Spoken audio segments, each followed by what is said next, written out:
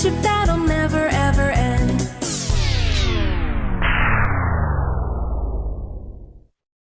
Run!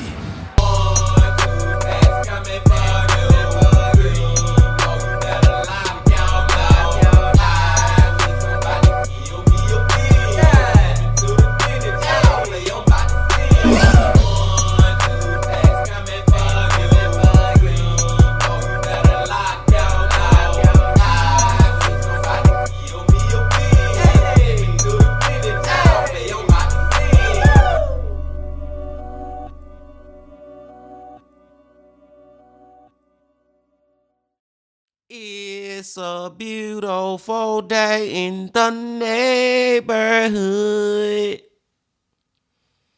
Reaction Beanie Yo 478.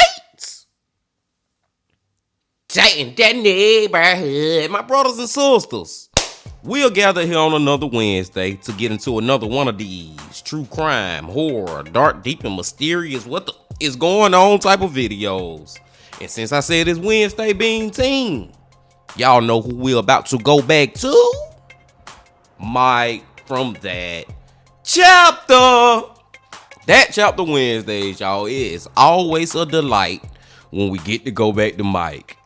And the title of the video is Detectives Realize the Witness is Actually a Psychopath.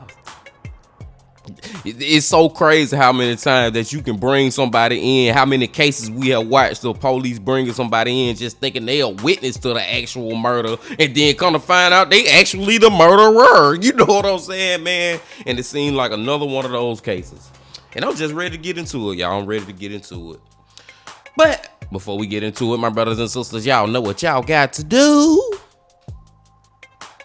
Get whatever you may need. Get what you need, please. Another That Chapter Wednesday. Y'all got what y'all need. Y'all ready to go? Let's go. It's just been all, these attempted break-ins. I wasn't there when these things happened, but this stuff hasn't happened until they were living here in our basement. You are going to feel so much better when you just explain why. Well, we don't want to take up any more of your time. It's pretty pathetic. Hey you, and welcome. My name is Mike, and in this little video, we are going to Ohio, to a small city called Strongsville, because there, one family had been experiencing this, reign of terror. A year of terror. Someone had been trying to break into their house again and again and again. They had seen mysterious figures in their backyards, stalking them. They never felt safe in their own home. Scary stuff, as we can imagine, but this would culminate in the ultimate tragedy when someone attacked the mother inside the house. To add to the tragedy, the family's daughter was due to be married to a nice young man in just a couple of days. So who were these creepy characters, and what was going on? Before we get into it, please click that little old subscribe button to see new videos every single week. Now, let's give it a go. Let's give it a go. And get whatever you may need.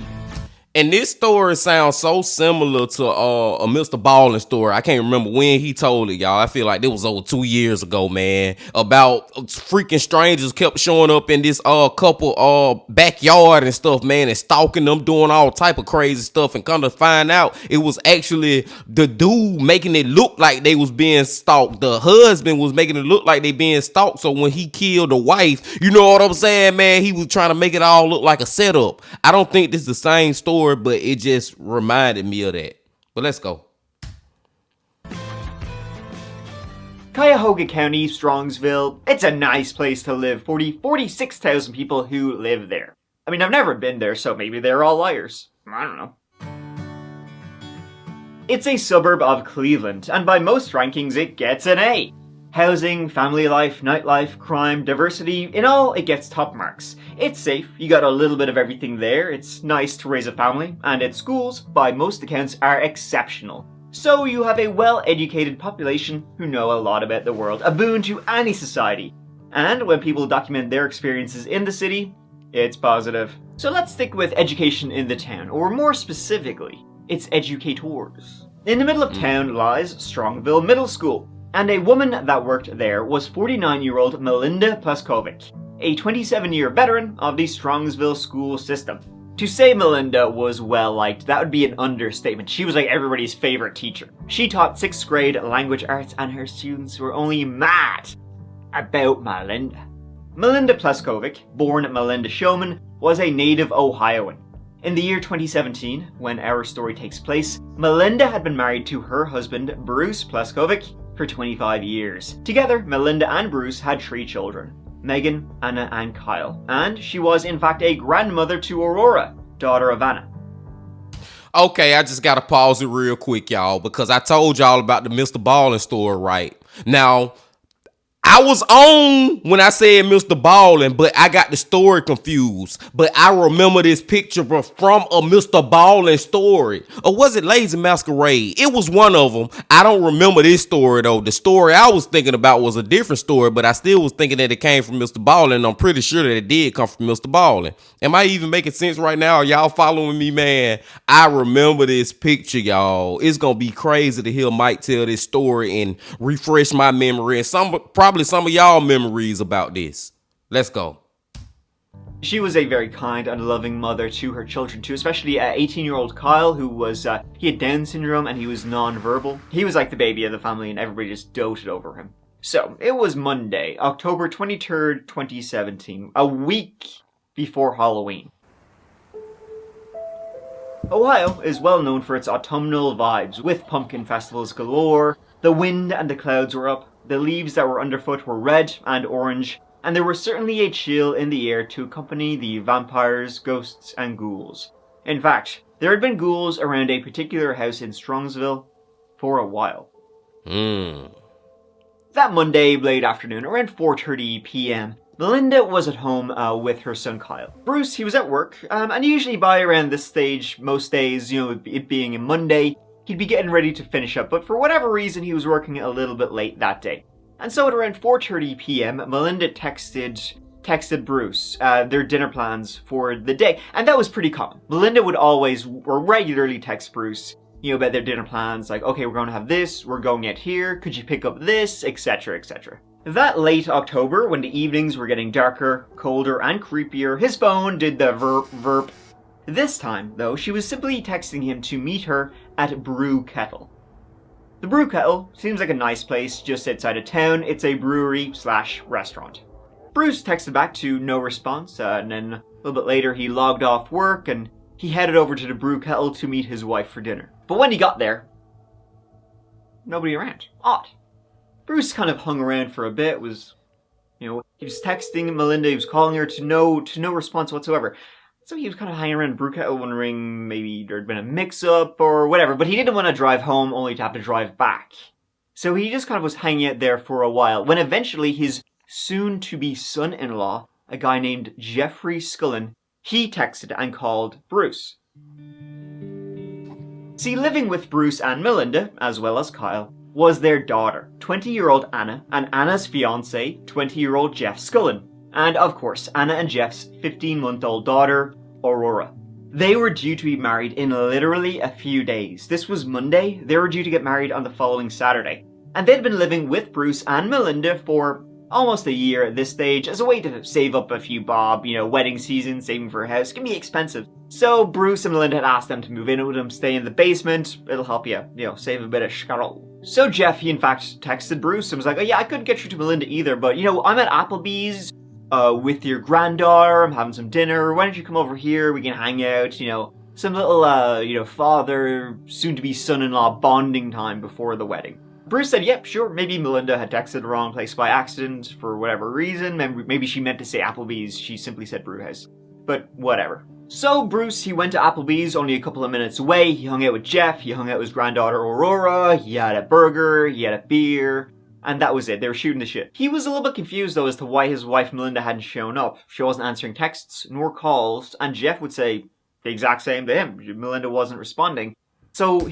I just gotta say real quick, man, because I don't remember this story at all, y'all. All I remember is that freaking picture. So it's like I'm almost listening to this story for the first time again, man. But I just gotta say at this point in the story, the freaking husband don't look that concerned about his wife not answering the phone and not meeting him at a place that they said they gon' meet. You know what I'm saying? Instead of, he waited on her for a little while, then he said, okay, I'll just go over here with my son-in-law, my daughter, and we'll just eat here. I think he said, Mike said at Applebee's. But damn, man, you still ain't heard back from your wife. And I'm just gonna throw this out here.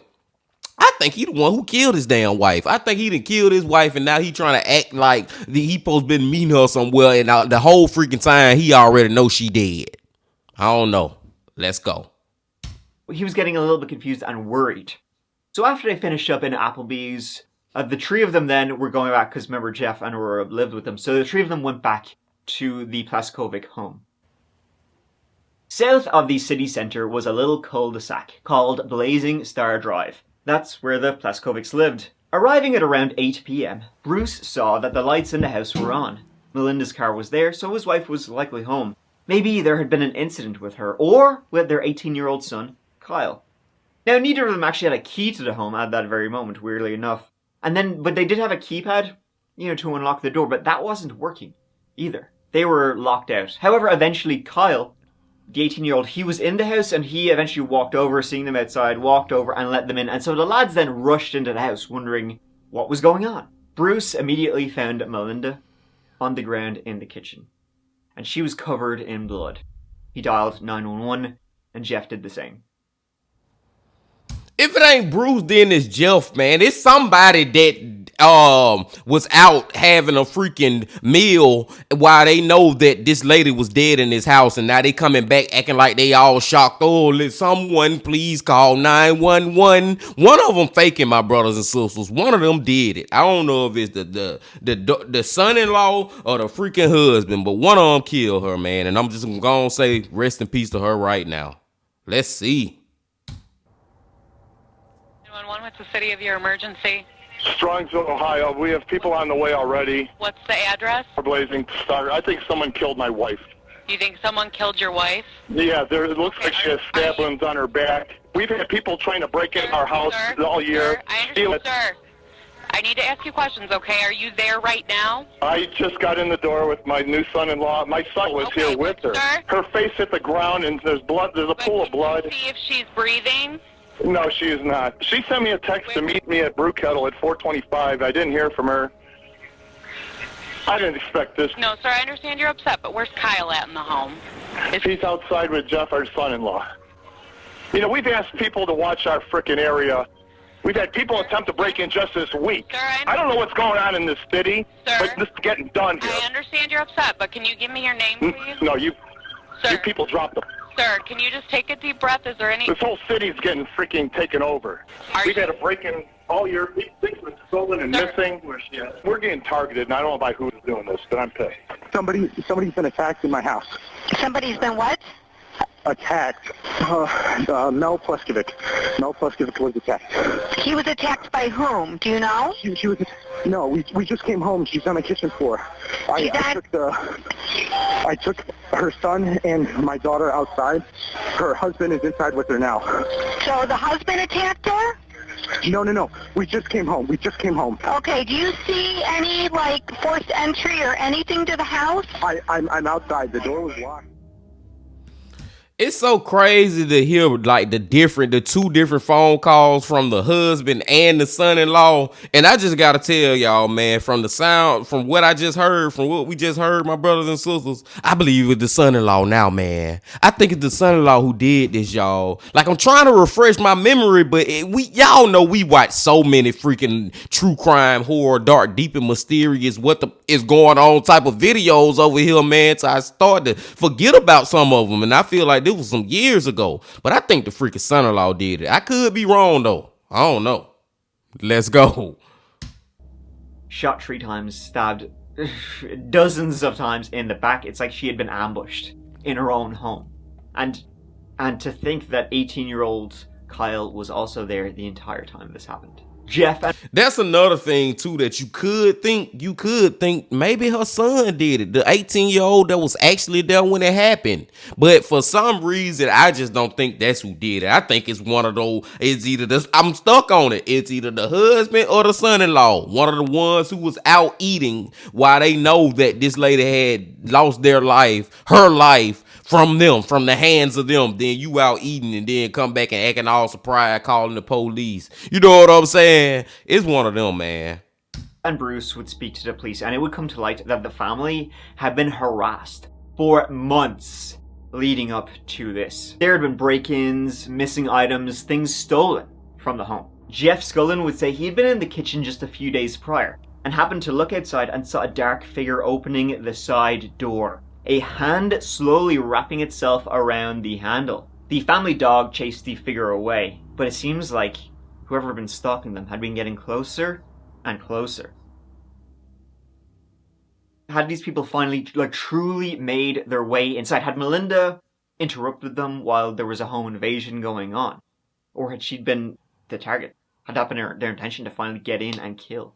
Have confirmed with the medical examiner the woman that was taken from here last night has died. We have her identity as well. We've also just learned that she was a 6th grade teacher here at the Strongsville School District. We're going to get you their statement in just a moment, but you can see that the scene is slowly clearing. There are still Strongsville police officers here, but BCI has just left the scene. Let me get you some video from last night on Blazing Star Drive. That's where we are. This is off of Howe Road. This all happened around 8:30 last night. The victim has just been identified as 49-year-old Melinda Pleskovic. Strongsville Police and BCI, they were called out around 8:30 last night. We did get last night's 911 call. It came from Melinda's husband, who said he had just gotten home with his new son-in-law when he found her. Blazing Star Drive is a nice residential area, but there are a lot of open spaces around. Trees, a highway nearby, and not to mention a large reservation just a stone's throw away. There's a lot of entryways and a lot of places the killer, or killers, could have escaped to.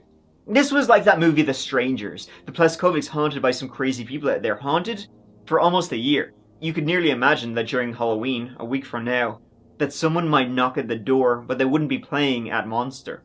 They'd be being. So who were these, creepy characters? It was like they were invisible. It's like they were ghosts or something. They were impossible to be tracked. The police couldn't find them at all. But if you didn't want to be tracked online, that is, what would you use? Well, I knew Mike was about to go to a commercial, man. I just felt that one. But I remember that movie Strangers too, y'all. I think that's like an early 2000s movie. And I felt like that movie was so freaking stupid, man. Like I was a little younger child when I watched it. And I'm just like, I don't get it. Why these people keep showing up, but then we still don't know who they are for real. You know what I'm saying? I don't know, man. But as far as this story go right now, are we past the commercial? I'm gonna take it back right here. I don't know if we past the commercial or not. But as far as this story go right now, man, I'm just sticking to my guns, man. One of those dudes did it. I don't know which one, but the husband or the son-in-law is the ones who did it. One of them did it. Let's go. Residents we spoke with on Blazing Star Drive in Strongsville haven't had any issues living here, but numerous police reports show otherwise at the Pleskovic home. Starting earlier this year, a series of pranks and crimes, these reports show, played out here.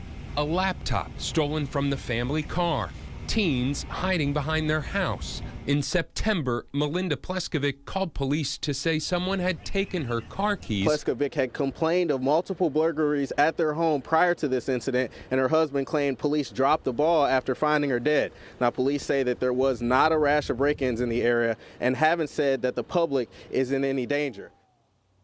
Okay, I gotta take back what I said, my brothers and sisters. I think this is that same story that I remember from Mr. Ballin. But I still can't remember who actually freaking did it, man. I can't remember who did it. And one thing I gotta say too is it's just, and I've said this before, but I gotta say it again.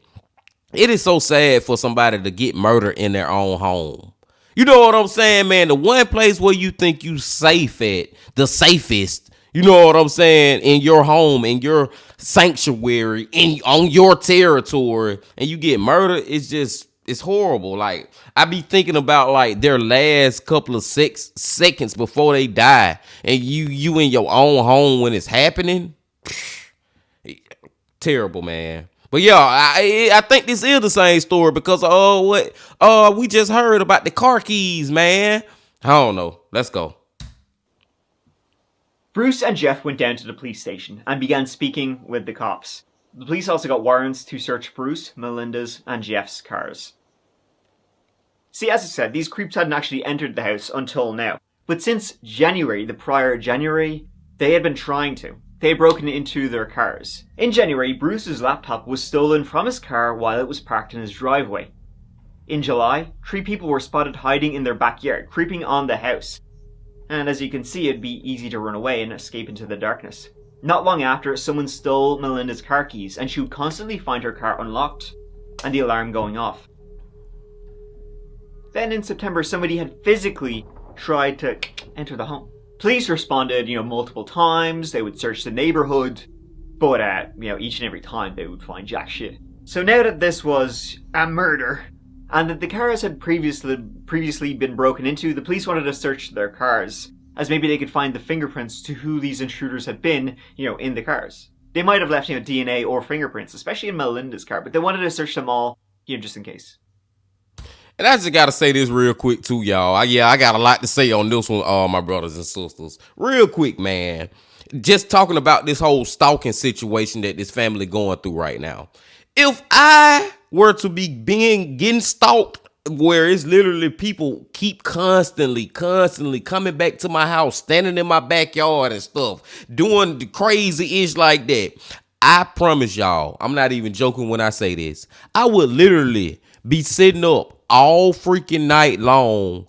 I go buy me a rocking chair, sit in my rocking chair with that thing on me, with that 100-round drum on me, waiting on them to show back up. I'm talking about all the way through the night. I'm just rocking in my chair, waiting. And the first goddamn sign I see of any damn thing standing up in my backyard, that drum gon' goddamn, man, listen. Y'all get what I'm saying, man? I would literally be waiting on them to show back up. And when y'all show up, y'all ain't gonna show up no more, because that's gonna be the last show that you gonna ever have in your life.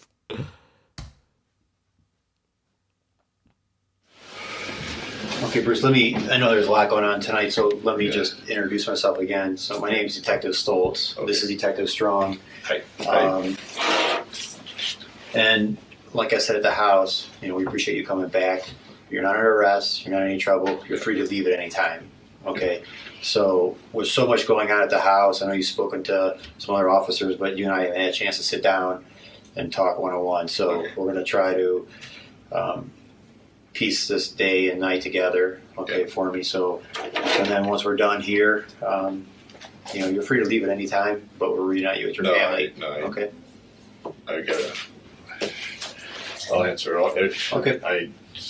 I wrote down all that stuff, the timeline today. Okay, well, bear with me. I haven't read anything, so we're just gonna we're literally gonna start from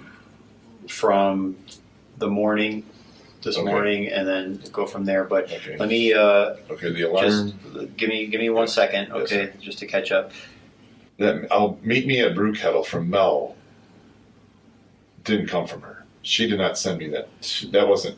It came from her phone. She didn't send that, in my opinion. I'm a little scared right now, a little nervous about what the hell happened.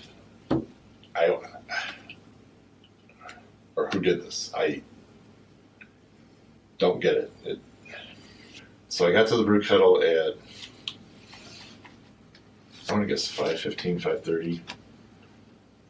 And I said I'm at the Brew Kettle. I think I missed, that spell check screwed up my statement, what I wanted to tell her, and then I did something else. And then I said, I'll be here. And then I went inside the Brew Kettle, just kind of walked in, didn't see her, kind of was waiting around in the front there. Because it makes no sense. We were there the night before. Why would she want to go there again? She isn't a fan of their beer. I mean, she only likes like one or two that are little, like, sweeter ones. She doesn't like the bitter, the for her, because we were all there yesterday. How long were you in the Brew Kettle for? are waiting around there. Yeah, you think? Oh, God. See, my phone will have it, the text. And you know, it was kind of weird because Jeff called me about 4 or 5 times. And we got into a little bit of an argument. You'll see it, a text on Thursday night. And it's just a buildup of everything that's of being at our house for 2 years. And I kind of let him have it a little bit. That's, you know, let the young kid know you. But I will say I had a lot of drinks Thursday. And there's a lot of other stress built up that's going on with the outside of the potential of losing your job. There's a lot of stress going on. Yeah, the job, the people, the people trying to break into our house. Okay. We've called the police. You know, recently we've had some money taken off our. It started back in February or March. When speaking with the police, Bruce told. I just gotta say real quick, man. That's the only thing that would make you. This is the only thing I should say that would make you even question if he the one who did it. Like the strongest thing, at least, is why wasn't you so concerned about your wife not meeting you at the Brood Kettle or whatever the place was called, the restaurant, the bar, whatever? Like, why didn't, when she was not answering the phone, you wouldn't get no response? Why didn't you get a little more word than you was? You know what I'm saying? But I gotta kind of, because I talked about that earlier, but I gotta kind of ease off that a little bit, because we have all been in situations, tell the truth, my brothers and sisters, where you call your mama, your daddy, your sister, your brother, your significant other, you know what I'm saying? Or you text them and they don't text back for hours. It may be a day sometime and you don't think nothing of it. So I gotta back off that with him a little bit, man. It's still something, as if you investigating this case, you want to look at and kind of think about, but it just don't mean, oh, he did it. You know what I'm saying? Now I'm just starting to lean towards, long story short, story long, I'm starting to lean towards is the freaking son-in-law, man. Told them about the weird events that had been happening, and he, in fact, had his suspicions about who was behind it. One was that Bruce was always conveniently out of the house when one of these incidents would happen. Bruce never saw anything himself, and it was his own house, he was king of the castle. Right, so he was like, that's odd, because I usually see things that are going on around me. And the second thing was that these incidents only started happening when Jeff and Anna moved in with them. He thought maybe they could be behind what was going on, or that someone might be lying. This had never happened before in all his years of living there, and then Jeff and Anna move in, suddenly they're being stalked. Weird. This year is this weird, things going missing, things getting stolen out of my car, keys going missing. Our car, someone has our car keys and our car alarm's been going off, you know, every so often, you know. And we think it's a neighbor and we think it's someone else. You know, it's kind of, you know, I'm going to wait till see what you guys, but this stuff hasn't happened until they were living here in our basement. Now, I'm not suspecting them of anything. We did confront and ask, you know, Jeff and Anna, you know, but he asked them what? If they took the money or if they grabbed them. You know, I'm not one to accuse, but you guys didn't grab the money. You know, at some point they gotta know. We gotta wonder if they're doing this or not. And I mean, keys going. It's just been all, you know, these attempted break-ins. I wasn't there when these things happened. I don't think it's all bullshit. I mean, theoretically it could be. Do you notify us every time that occurs? Yes, there should be a few notifications. About how many you think?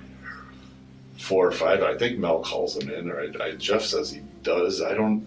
All this year? Yeah, everything's this year. How long has Jeff and Anna been living at home? When they announced she was pregnant, so that would be, if the baby is over a year, so let's say 2 years. No, I'm not trying to blame them. I just no. I just. But when I look back and think through some stuff, it's like these things are happening, but I'm not there when these things happen. I've lived in that house 16 years, and we back up to the common area there, and over there's always been some kids playing back there.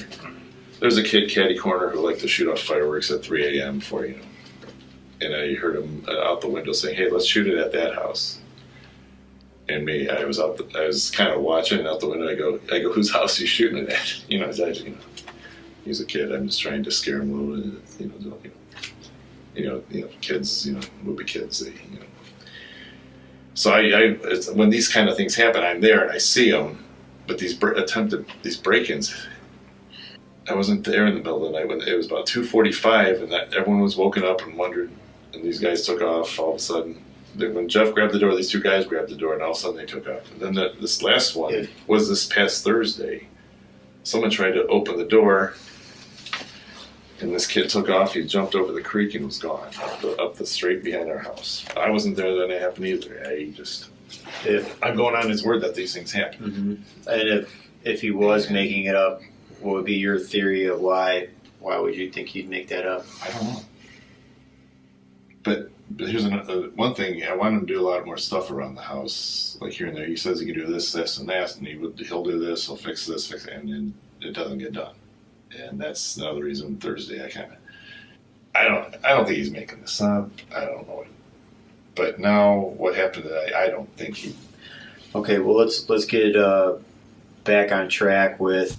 Right now, it sounds like a father who is just in, like, a deniable state. Like, he don't want to believe that his freaking son-in-law, his daughter, freaking baby daddy, you know what I'm saying, his grandchild daddy is actually a crazy maniac. But all the freaking signs just point to it. Like, he keeps saying, I don't want to believe it, even though he came to a point at one point where he had to ask him, was it you? You know what I'm saying? Are y'all the ones doing this? But it's like he almost know that it's them, but he just don't want to believe it yet. You know what I'm saying, man? So it's tough too, because his son-in-law is basically a stranger to him that he let come live in his house because he is involved with his daughter and his granddaughter. You know what I'm saying? He is the father of his granddaughter. He is the boyfriend, baby dad, potentially husband one day. So he trusted his freaking son-in-law because he trusts his daughter. You know what I'm saying? And it's just hard for him to believe that there's him. But I'm telling y'all, man, I think it's him now. I'm not 100% sure because I don't remember this story like that. But I'm pretty sure at the same time that it's the son-in-law who doing all the shenanigans, and at the end of the day, murder his wife.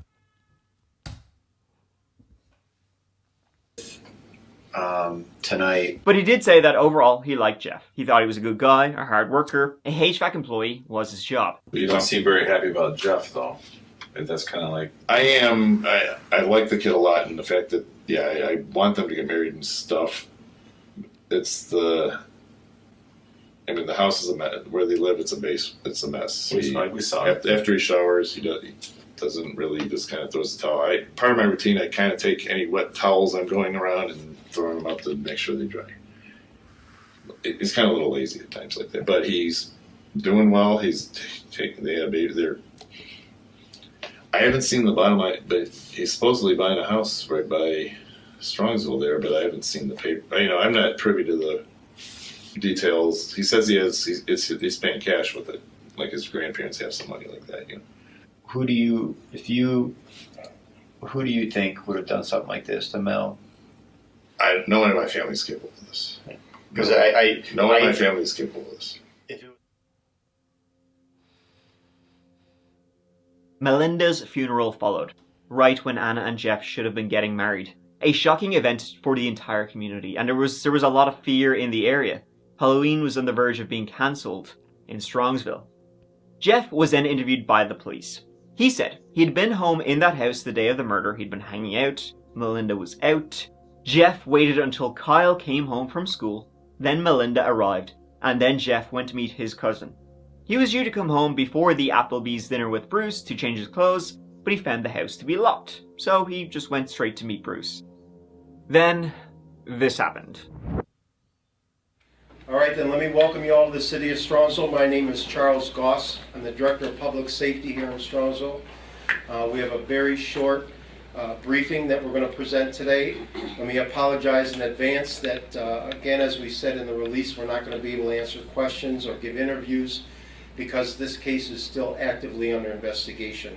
This afternoon, we're here to report that we have arrested 20-year-old Jeffrey William Scullin Jr. in connection with the brutal murder of Melinda Pleskovic.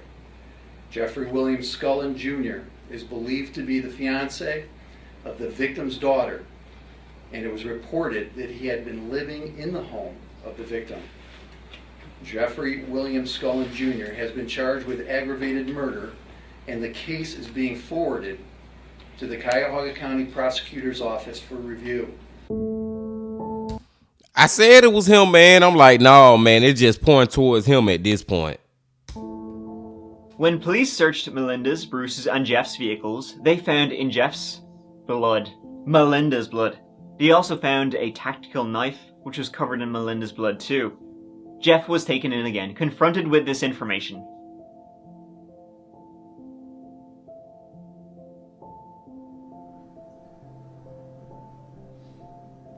So you want me to go tell that family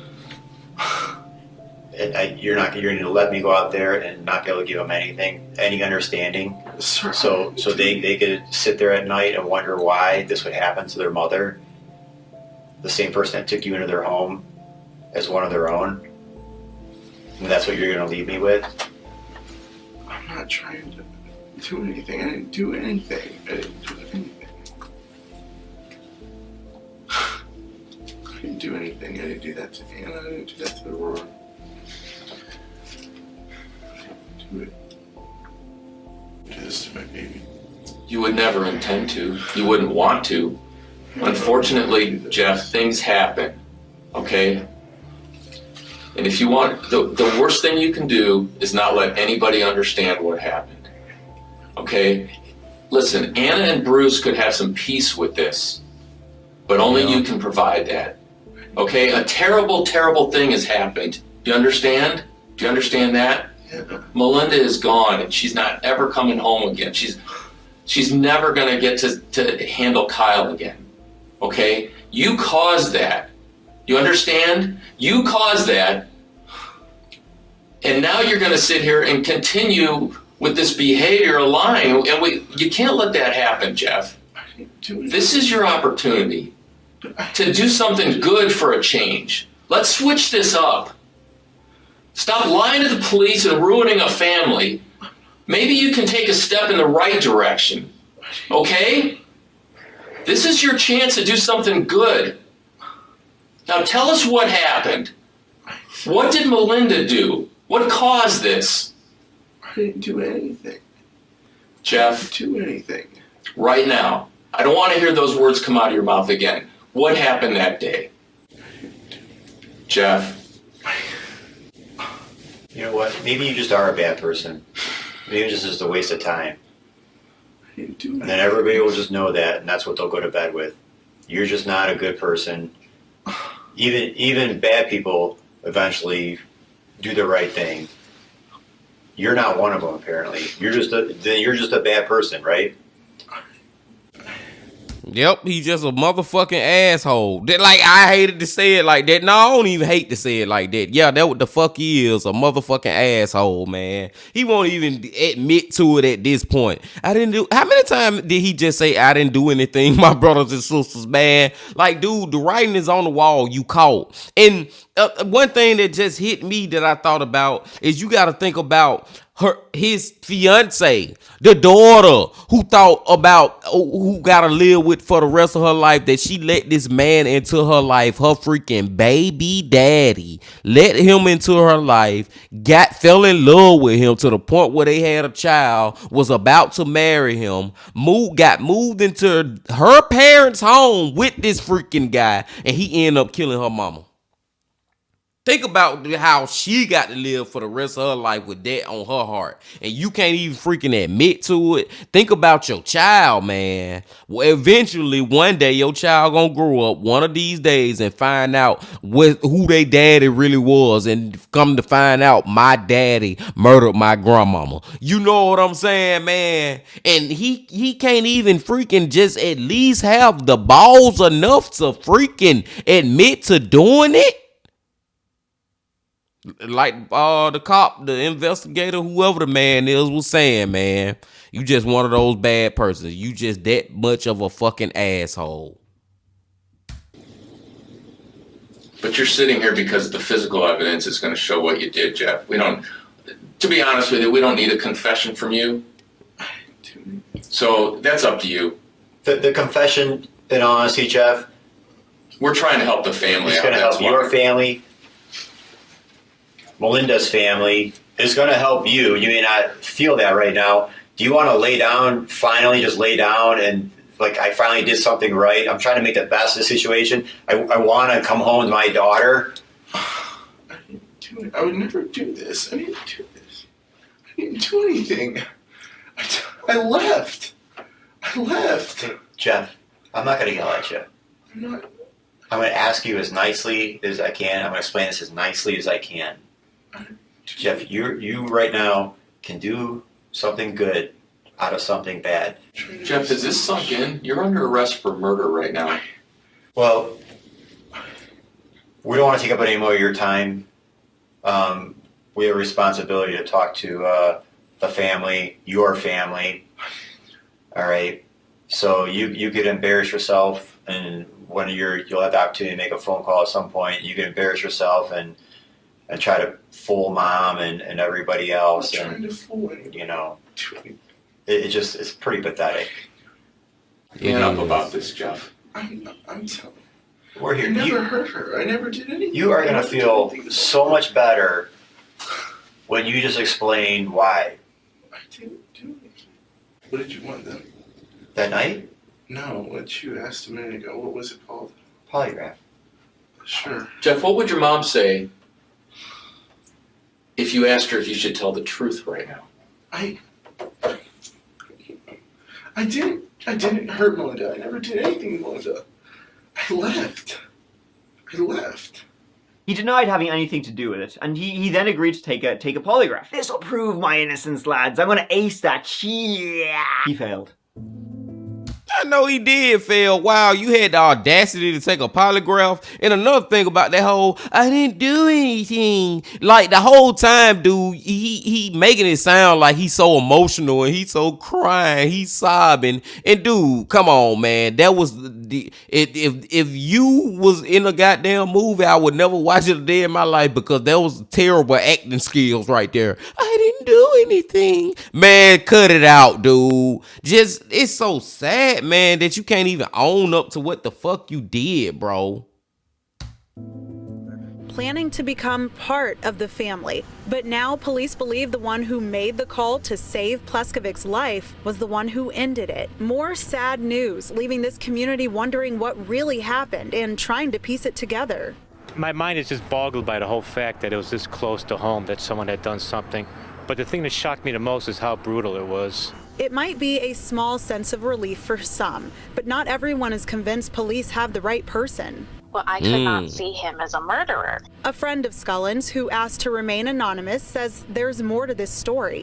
I remember in high school he mentioned so much about how he was not happy with part of his family. So for me to find out that there was a murder on the other side of the family, it's just a little awkward for me. Another friend says Scullin is, quote, a loving, caring, and honest friend and family type of guy. And he was completely shocked because it doesn't match up with his personality at all. Jeff, as it turned out, has secrets. One secret in particular, which Melinda, it's believed, found out about. Jeff's story, though, about what really happened went a little something like this. He said that Melinda arrived home that day, after Kyle got there, and for some reason, just out of the blue, Melinda began claiming that Jeff was not the father of Aurora. For some reason.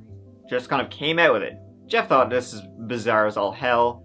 He took Aurora out, put her in his car, and then walked back into the kitchen, and this time Melinda had a gun and a knife with her. Just randomly. She pointed the gun at him. There was a struggle, there was a fight, and somehow in all of this the gun went off, shooting Melinda 3 times. Then Jeff says, oh, I just saw red.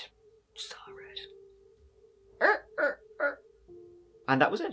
reached up and just. Okay, Jeff, bro, just give it up. Just don't even talk no more, man. Just go walk to your prison cell and don't come up out of that bitch, man. We gonna lock you up and we gonna throw away the key, because that was one of the most terrible lies stories that I've ever heard, man. Really, bro, you can't come up with nothing better than that. You might well not say nothing at this point, bro. Just kind of snatched it from her. She wasn't holding it. I grabbed it when I was pulling it away from her. It kind of just went off. And after that, that's where it was like, I don't really exactly understand. Everything's all like blurry. I don't know. It's kind of just like I lost control, I think.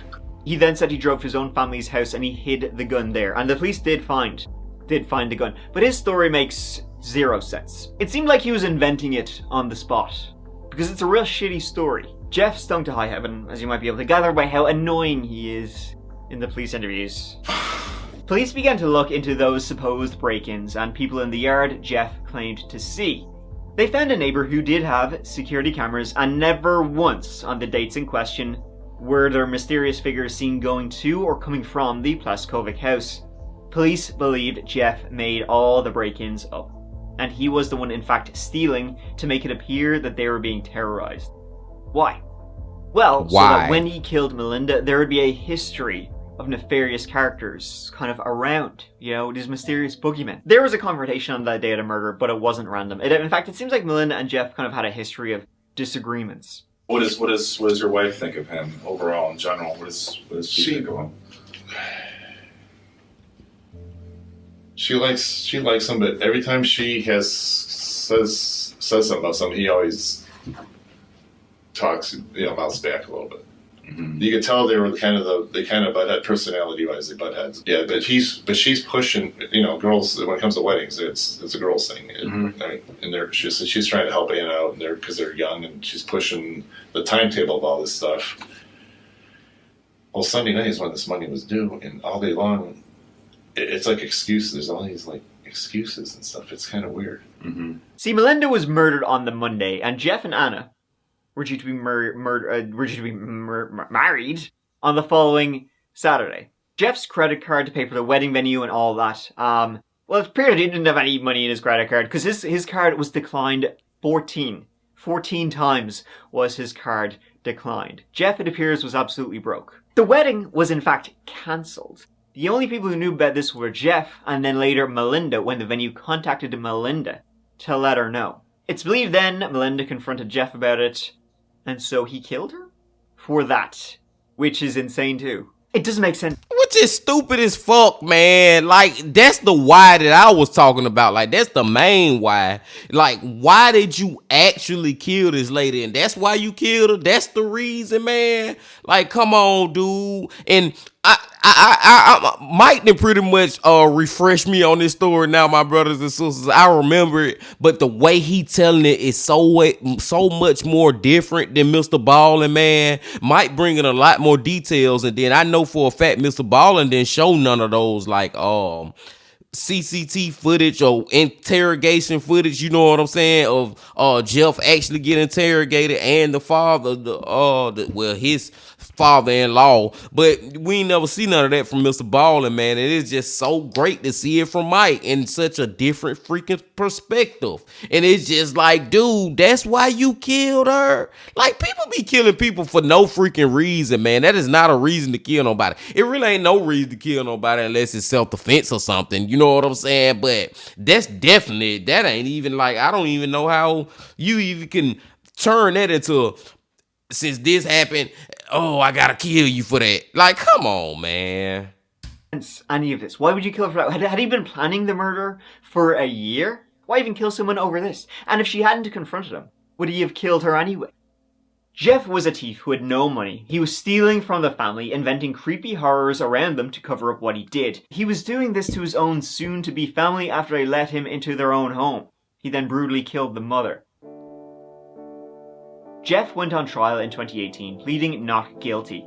His defense saying the confession was coerced, yada yada yada. However, right before he was due to stand trial, Jeff pled no contest. This avoided the trial, so Basically, he wasn't admitting to what he had done, but he knew there was evidence to convict them. He was ultimately sentenced to life without parole for 33 years. The victim, Melinda Pleskovic, just 49 years old, was savagely murdered by you, Mr. Steller, in the kitchen of her home, which she had generously made your home. You shot her 3 times and stabbed her a minimum of 35 times. You did so while her son, Kyle, who has Down syndrome, must have been or was in the home. You did so with your own daughter and her granddaughter, Aurora, close by. Then you had the audacity to sit down for dinner with her husband, Bruce, at Applebee's, where their daughter, Hannah, worked. A real motive has never been uncovered. The credit card business and all that's true, but Jeff has never himself said why he did it, as he has never admitted guilt. Because of his heinous crimes, my brother lost the best mother a child with Down syndrome could possibly have. My father lost his best friend and soulmate. My sister and I no longer have our smart, beautiful, and respectable role model mother to guide us. And my daughter, Aurora, lost her cherished granny. The worst part is that someday I will have to sit her down and explain this horrifying nightmare to her. I'll have to find a reason as to why her father chose incarceration and lies instead of his baby girl. And to be honest, I have no idea where he can begin. That's what I'm saying, man. One day she literally gonna have to tell her freaking child. That shit make me kind of want to put a little water in my eyes, man. She literally gonna have to tell her child one day that her father murdered her grandmother. That is, man, listen, dude. Ooh, wee. And Sinead. Story of a thief and a coward who really did take the coward's way out by never truly admitting why he did what he did and never really even admitting he did it. Just saying, you'll find me guilty, so I'll plead no contest. A man who invented his own fantasy to cover up his dastardly deeds, y'all. And as we can see in the interview, a very annoying character. Jeffy, you suck so bad. So bad. Thank you so much for watching. I really appreciate you being here, watching this little video with Misha. It means the world. Here, if you're looking for more stuff, please check out the That Chapter podcast, which is a brand new episode out every single Monday mañana. But other than that, I'll have a new video for you in just a couple of days, so please give it a go. But until then, please take care of each other. Please take care of yourselves. Because I love you. Mike out.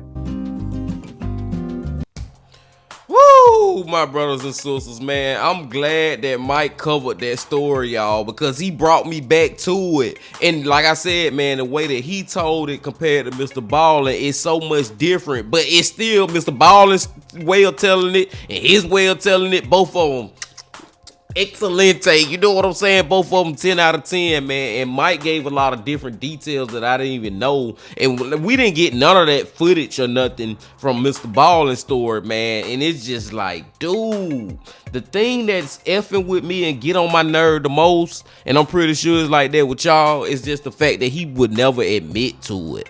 Like, he never would admit to it. No contest. I ain't got nothing to say. I plead the fifth. Y'all gonna give me life without parole, and I'm glad he got that. No. Yeah, he got life without parole with 33 years. So if he do get out, he'll be what, like 60-something, 70 or whatever. Okay, that's good enough. Yeah, I would have threw away the key on him. Y'all know how I get down. I would just throw away the key. You get up in this prison cell, and I'm gonna bring you some fucking cornbread and some water every 2 or 3 days, and goddamn it, you gonna have to live off that. That's how I would have did his ass. But at least he got that much, man. But no, in all seriousness, man, just rest in peace to her one more time, man. And you could put yourself in so many different shoes as far as the family. You can put yourself in the shoes of her husband. You can put yourself in the shoes of her granddaughter, her daughter. You know what I'm saying, man? Or family and friends, but just those three, man. It's effed up in all type of ways, man. And just to hear the mother talk about how that one day I'm gonna have to tell my daughter what really happened. You know what I'm saying? I'm gonna have to tell her, because there's no way you can hide that from her, especially when she become an adult, getting her teenage life, becoming an adult. Eventually she gonna find out, because she gonna want to know what really happened with her mama, her grandmama, how she died and all that. And all this stuff is on the internet. You can easily Google it, literally. So she would find out. And it's just like, oh man, it's just tough, man. It's just tough, my brothers and sisters. But I just want to give Mike from that chapter a shout out one more time, man, just for doing this story, man. Because I think it was like 2 years ago when we last checked this one out, my brothers and sisters. But I digress. I'm going to go and let y'all go now, man. I appreciate y'all coming on back once again, my friends, on another That Chapter Wednesday. Y'all please, please, please, please, please hit that like button, comment, subscribe, and do all that. And come on back once again very soon. But until then, my friends, also remember this: love, peace, and happiness.